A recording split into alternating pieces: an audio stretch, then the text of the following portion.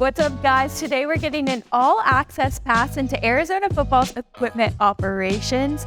Here to get us started is Adam Braun, the Director of Equipment Ops here.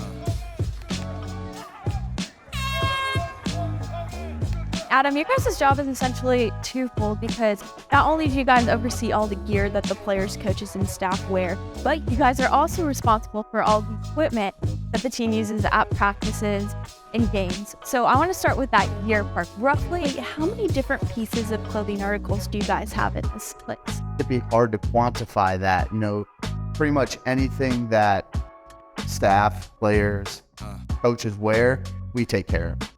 From compression shirts, long tights, hoodies, golf pants on the sideline, running shoes, hats. Coach is a visor guy, so you always have to have extra visor for him, sunglasses, even down to underwear. And that doesn't even touch on the gear and equipment that the players use, like helmets and shoulder pads. And I know that takes up a lot of you guys' day, is just maintaining that. The first being helmets. Yep. So I think we should go check out the helmet room. What do you say?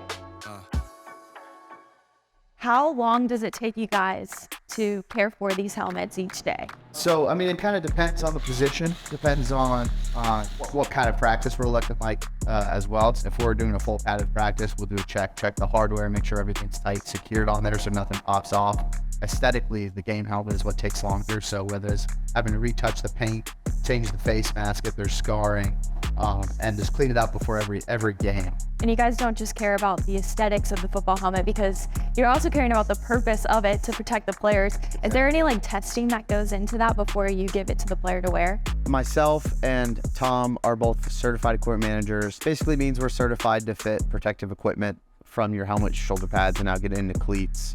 We acquired a shoe scanner. We're probably one of 12 or 13 universities, Division I schools around the country that have a shoe scanner where you can get guys up there and kind of get a true fit.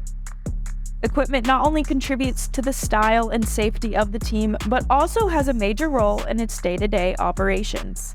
I've always said our job's kind of like a rock band road crew. It's really what we are. We're roadies. Every week we got to pack something, pack it up, set it up, take it down, get it back. In addition to Adam, Tom, and Sean, that crew also includes 12 scholarship student managers and 6 interns. Normally every practice, we're lugging around equipment, agiles, footballs, cones. The offense, their biggest thing is they need the strip. It aligns where the players would normally be. Coach Nansen is really big into hitting the sleds for the defense.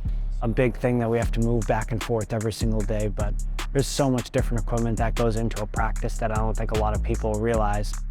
We've talked about gear, we've talked about equipment, but one aspect of your role we haven't talked about yet is ordering. How long does that take looking at the season ahead? So for apparel, cleats, all that, that's sort of a 10-month process, if not more. So we're placing orders in October, November for stuff that's going to show up in July.